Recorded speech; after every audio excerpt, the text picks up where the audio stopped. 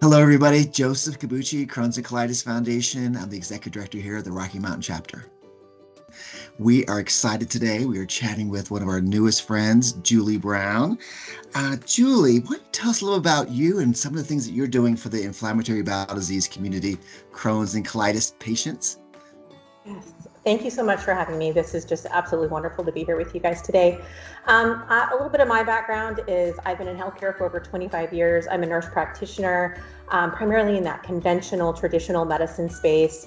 But through my own personal health journey, through functional medicine, I decided to open up my own practice last year and focus on the importance of gut health, microbiome health, which of course with Crohn's colitis, all the things, it's not just about that, but we also have to look at the whole person.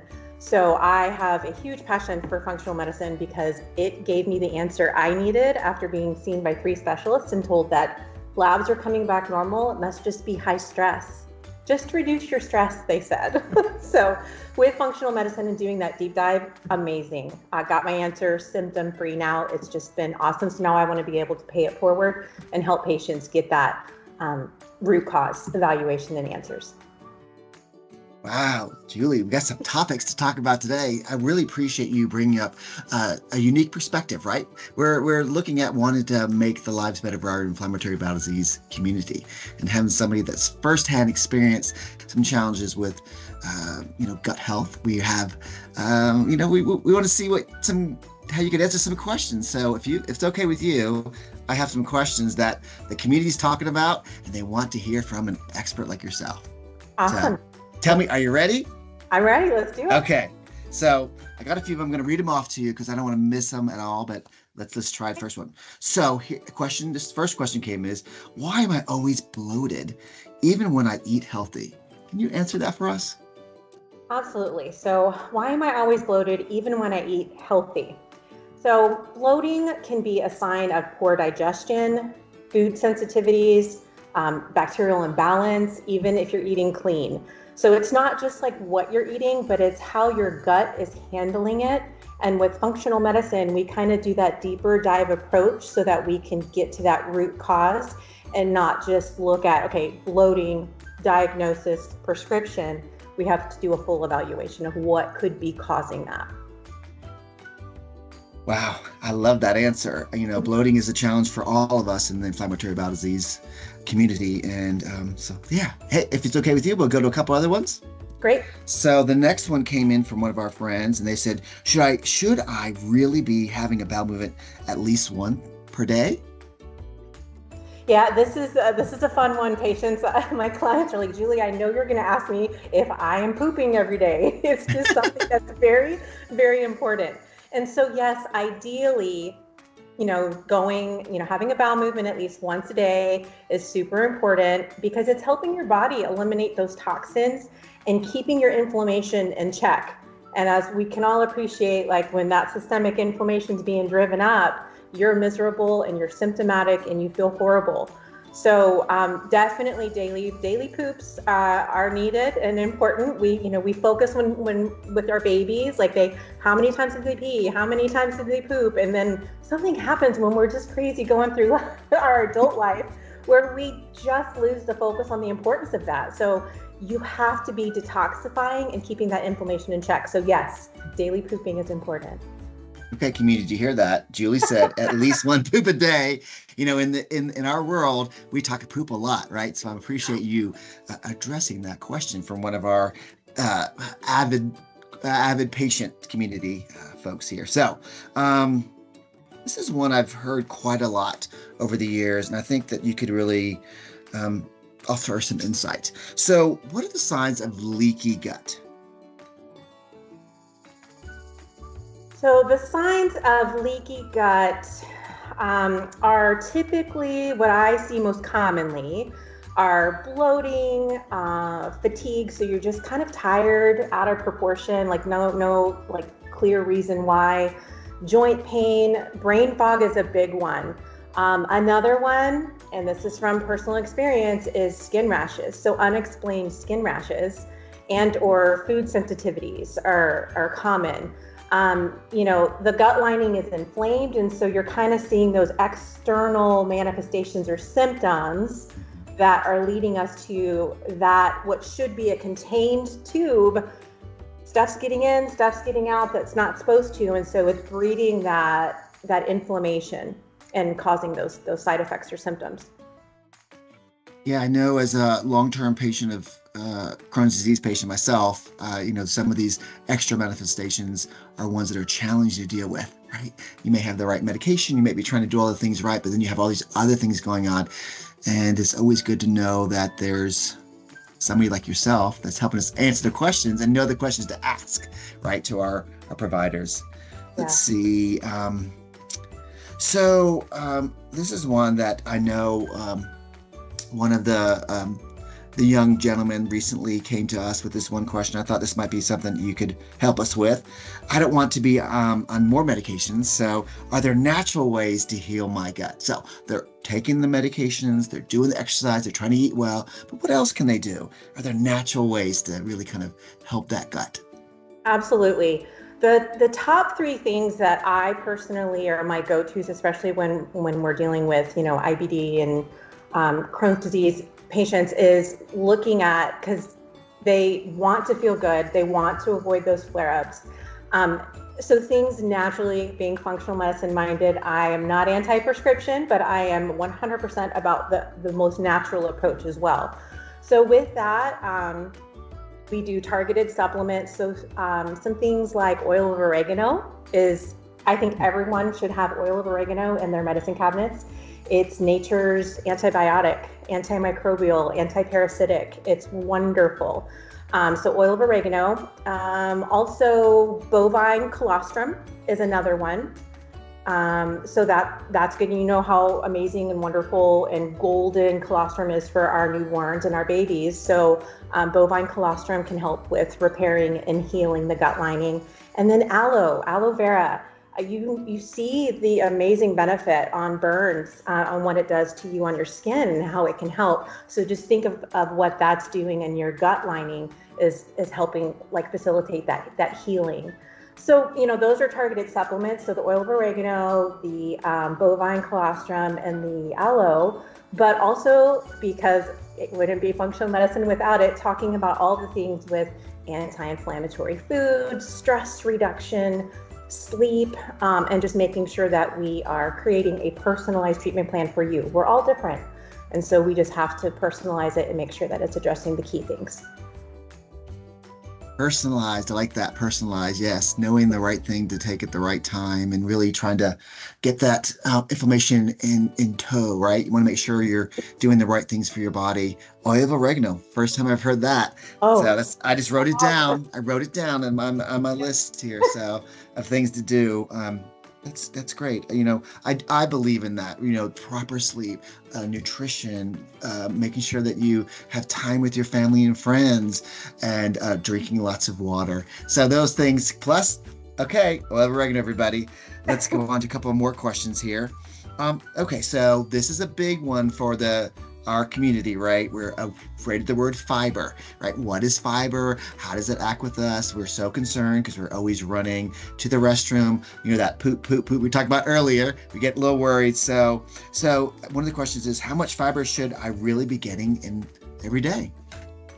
So the go-to answer for all of us in general is that 25 to 35 grams for most adults. So 25 to 35 grams of fiber per day is what we should be striving for. And it's, as I talk to people, they're hard pressed to even be in the double digits. They're normally like 6, 8, 9 grams a day, and that's it.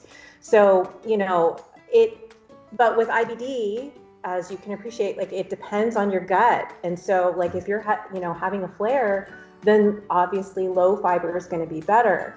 But when, you're in remission, introducing those soluble fibers to help, because ultimately we want the inflammation to be kept at bay, and we want the healing and to support the healing. So obviously during a flare, make sure, the lower the fiber is recommended and better. But when you're feeling good, we want to, make the most of that time and help support that healing and keep the inflammation at bay. So you heard it, everybody. don't be afraid of fiber. It can be your friend, of course, depending on, where you are in your disease journey, of course. Okay, so interesting enough, one of my dear friends is going through some hormonal changes in her life, like maturing into her golden years, and she's having some problems. And we were just chatting about it, and one question came up is, can gut health affect my hormones? Absolutely, 100%. Your gut does not get near enough credit for what it does. A fun fact that most people aren't aware of, besides the oil of oregano one that we talked about. Got that one down. Yeah, you got that one down. So this one, over 80% of your serotonin. Your serotonin is your feel-good neurotransmitter. It's your feel-good hormone. So over 80% of your serotonin is made in your gut. So if your gut is highly inflamed and leaky, that's dramatically affecting that hormone that can impact depression. So definitely, it's not just the serotonin, but your gut helps detoxify estrogen. It helps manage cortisol. It helps with the mood balancing with the serotonin. So a stressed or inflamed gut absolutely can throw off your hormones. So it's not just your sex hormones, your estrogen, your progesterone, your testosterone. We're looking at thyroid health, your adrenal health, managing your cortisol.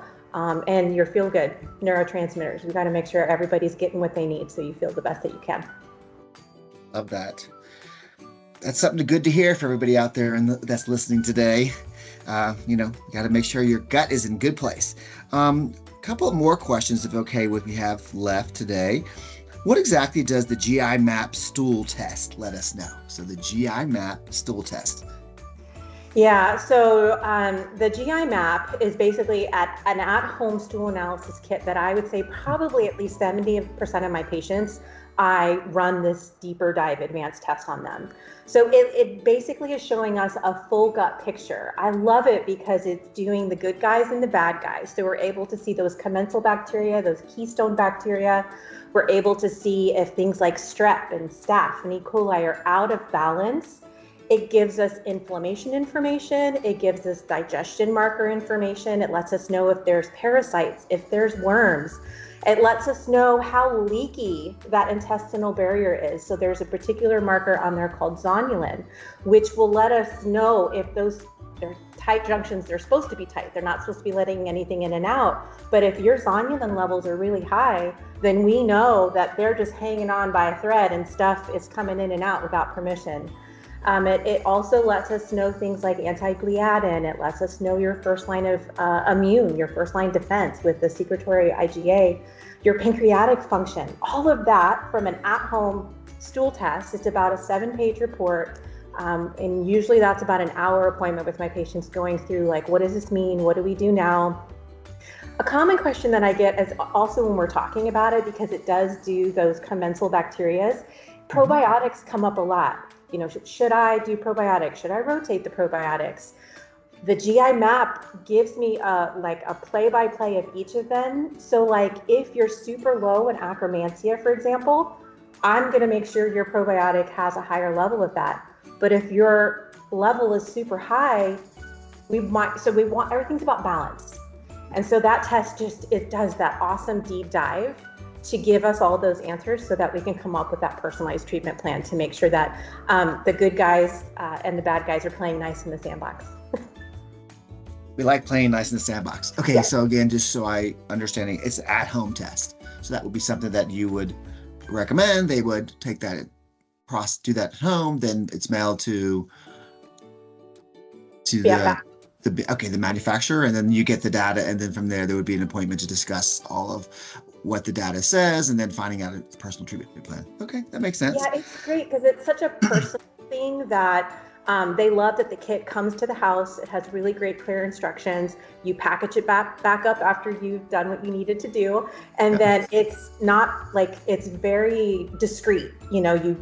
In the box, like you don't know what it is. And so when you're dropping it off, it's no big deal, but it's great and it's super convenient because then it's not, I've had other people, like my husband, for example, they asked him to do it there in the clinic.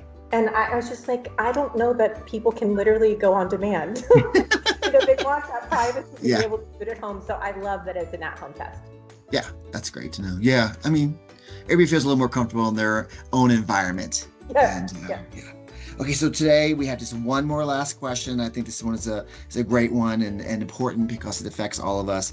Can food allergies, right? Food allergies are important. We talk about them all the time. Can they affect the gut health? Absolutely. That was how I discovered what was wrong when I was told by multiple specialists, multiple tests, that everything was coming back, quote, normal, and I was requiring high-dose steroids often to help decrease the inflammation and get rid of the unexplained skin rash that I was struggling with for years. I was on Medrol dose packs. It was horrible. And it was the food sensitivity test that gave me the answer. And I was severely allergic to egg white and egg yolk. I removed eggs from my diet and the rash is gone. I haven't needed steroids in years. So just think of like those skin rashes, those joint pains, that brain fog, that bloating. If you're unknowingly exposing your body to foods that are triggers, eggs are great. They're high protein, great blood sugar, all the things, but I had no idea. So things that are good and healthy can be triggers, which is just breeding that high inflammation, and it's not allowing you to heal because your body's on high alert. So every day I was exposing myself to scrambled eggs for breakfast, not knowing, and I have been symptom-free because it was such a huge allergen trigger. So you don't have to know what it is. I had no idea. So to me, I would pay for that test over and over again because it was the golden key. And I have felt great since I removed the identified allergen. So yes. Food sensitivities can definitely make the IBD worse because you're not allowing for healing. It's just that that inflammation is just being driven day in and day out, and it's relentless. So it's super important. Wow. Julie, you have been so informative today. I was so excited about our conversation. So, okay, a couple things I don't want to forget. Okay. Oil of oregano. Yes. It's on my list. At-home test. Make it easy for everybody and comfort in your own zone.